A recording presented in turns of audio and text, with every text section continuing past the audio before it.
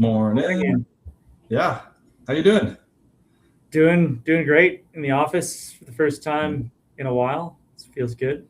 It's good to be here in our new podcast room, which is nice. Be having a live guest here pretty soon. Plug that at the end maybe. It's But pretty exciting, yeah. yeah, no, it's a great room. We got my Red Bull.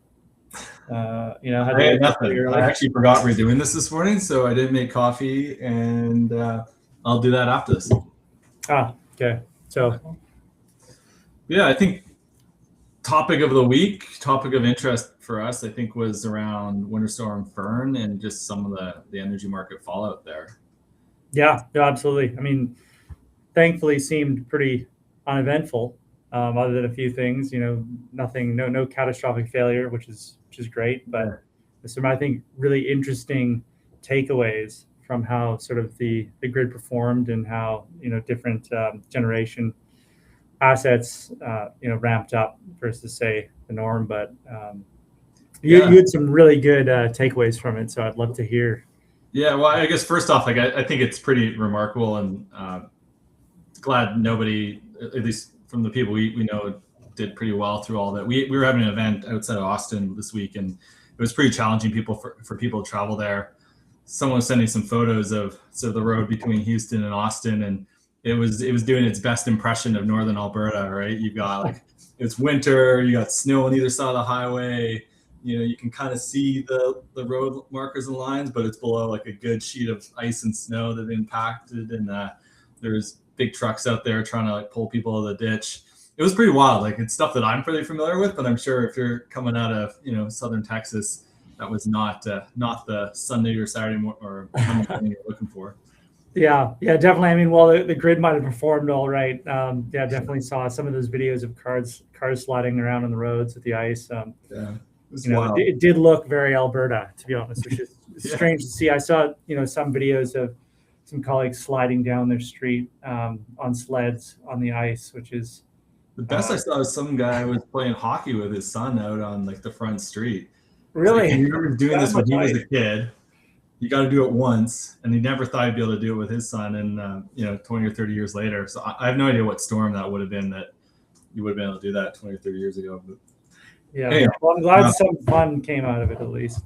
Yeah, and we're not talking about massive emergencies, but I guess a few takeaways at the top line was that there wasn't an emergency. Like I think there was a lot of concern that this storm was going to be a storm for the ages, that it was really going to challenge a lot of the energy infrastructure and potentially lead to some of the more catastrophic outcomes we saw with Winter Storm Uri 3-4 years ago. And at least at the grid scale, that didn't seem to show up. But notwithstanding that, I guess it's a testament to some of the changes that happened under the surface. And there's a lot more battery storage in the system. There's been a lot more work to winterize assets, especially gas-fired assets that struggle to stay online during Uri. So kudos to those changes, and good test.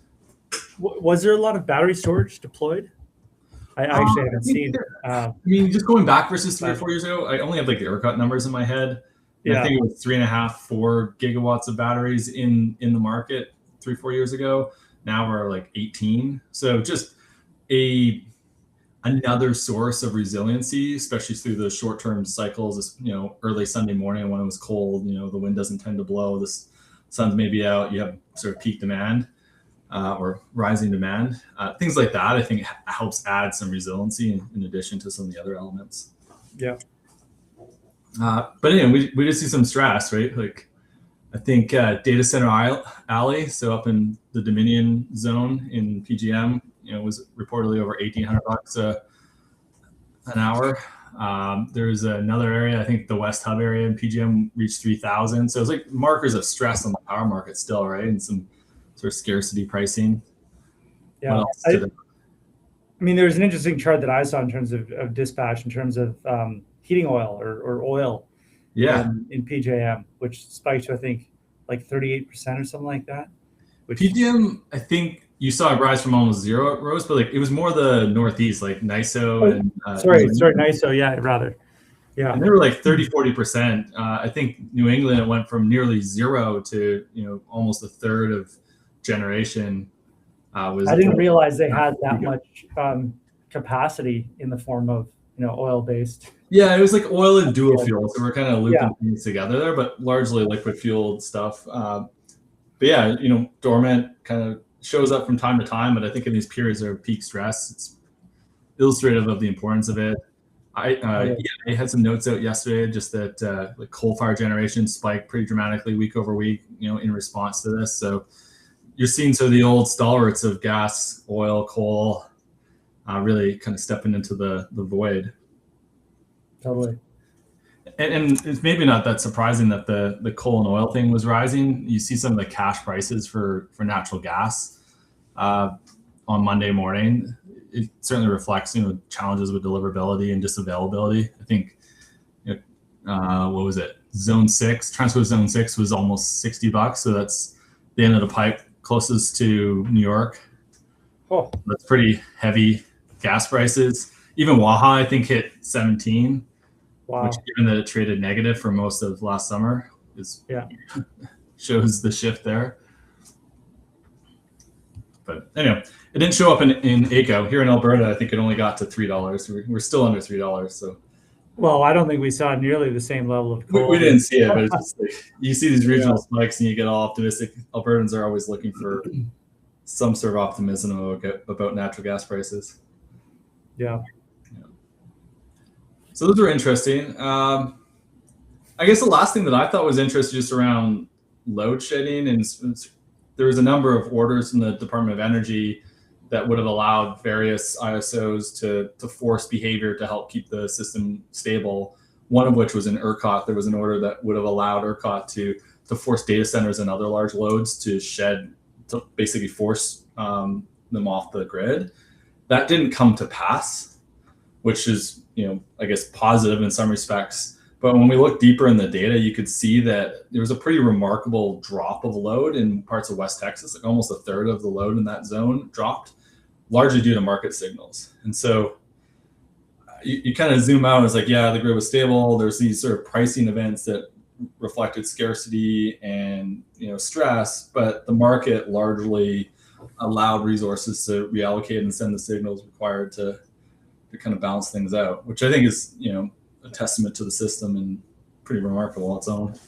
I wonder how much of that is from data centers, because we hear this narrative of having that 5 nines of uptime,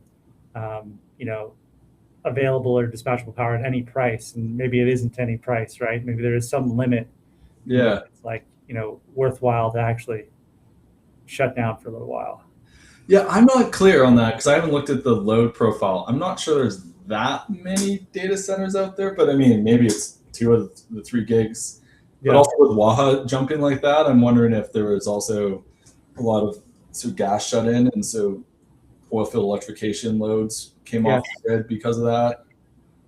It's just kind of interesting that you see these moments where we think about the supply side having to meet these massive loads, but there is a lot of demand side adjustments as well that take place. Yeah.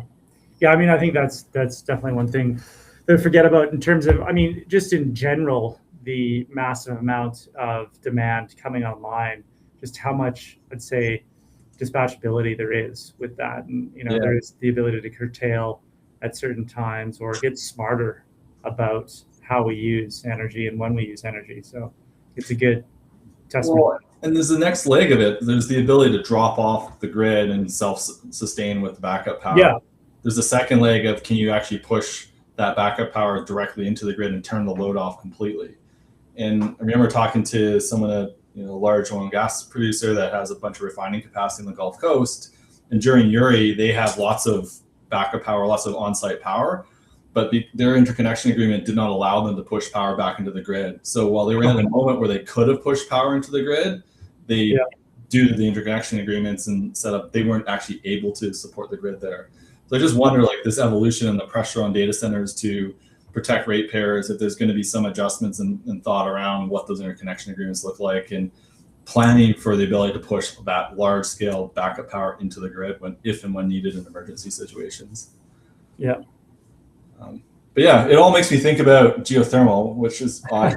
You're usually the one pushing it, right? That you had gas deliverability and a lot of these hydrocarbon resources providing a lot of reliability. And Yeah. the opportunity to have another source that, the wires in some cases hold up better than the pipes in these extreme events. And so something like geothermal looks really interesting as another resource. So, I know you got some stuff going on geothermal, so it wasn't meant to plug you, but it is a good resource.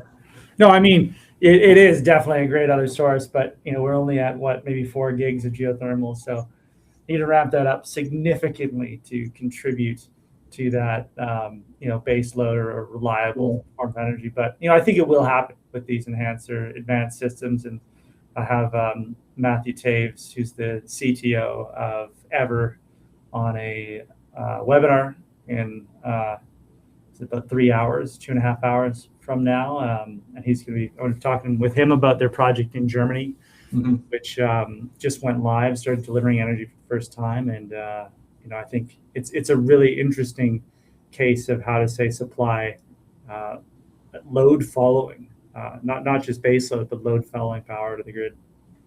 Very cool.